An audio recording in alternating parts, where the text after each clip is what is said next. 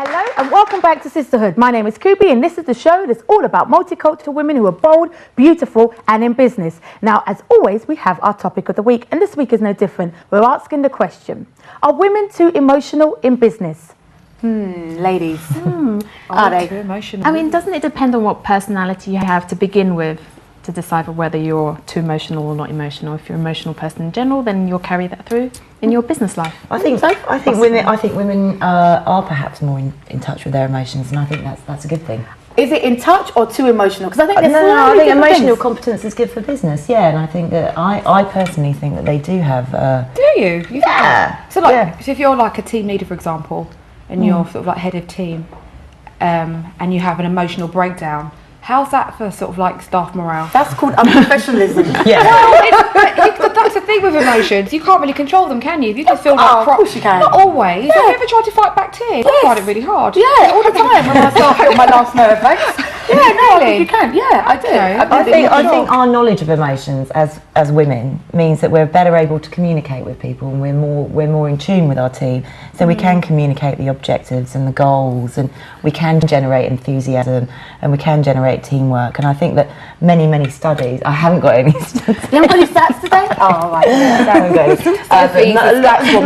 any. A lot of studies have said that women are more socially expressive. So that's probably because we're more nurturing and we can empathise. Yeah. Does that make for good business though? Because I know there have been times where I've come home, it's been a hard week, and you kind of, you know what you do, you close the door, you're like, and you just kind of break down, and then you kind of go, right, okay, got to be sensible now, got to be mature now, got to go back to business, and it means go back to business means get away from the tears, toughen up, go back in. I don't think there's anything wrong with that. We're all human. We're not robots, and so you are going to go up and down sometimes. But yeah, do men do the same thing? Do we think? In the business world, I think it's seen as a form of weakness. If you're over emotional, I think it is seen as a weakness, and I think it can be used against you because, like I say, if you're at the helm of some sort of project, people are looking up to you, they've got expectations, and one of those expectations isn't that my boss is going to break down. But I think that is. But I mean, I joked earlier, but I think that's just unprofessional. I think the same. It's extremes. It's as if you're in a business environment and you lose your temper. That's unprofessional. You're in a business environment, you start crying. What are you crying for? Like, but at the same time, you're not saying that you need to be tough in business.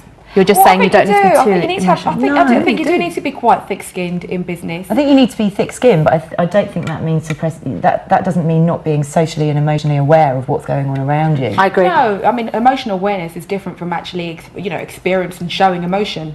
I maintain, I really do think that, I mean, even if you're not crying, that is the extreme. But if you appear to be too flustered or out of control, which is what emotion does to you. Emotion's good though, isn't it? You've got to have passion, you've got to have... In your private life, yes, but I think when you're at work, you've got to put your work hat on. But don't you think that Sophie's right, that you've got to add some of that, our ability as women to be able to be nurturing, you need that with staff, you need that with clients. I wasn't gonna, but you need that with clients, stop laughing at me. So we have to be able to interject, but I think it's a balance. Yeah, maybe. I just think that sometimes we take this gender division too seriously. I think you need all the qualities a woman needs. I think a man also needs. Men can also be nurturing. Yeah, they do. Yeah, they do, but we're talking about a quality that women probably have a more in abundance. Yeah, I think so. And I think that having passion, certainly as a fundraiser, I've got to have loads of passion. I've got to go in with so much enthusiasm and passion, and be be emotional about my product.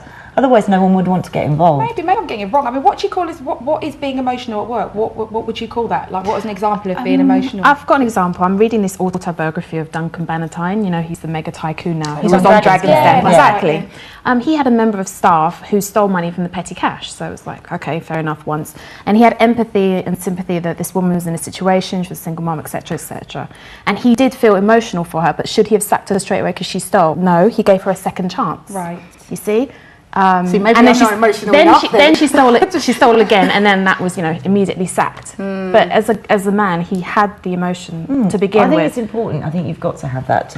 You've got to foster trust. Yes. And you've got to, as I said, we're not all robots. We are going to make mistakes, and why should we be hauled over hot coals? Yeah. So what about? I mean, I'm sure we've all met them. There are women, and I definitely met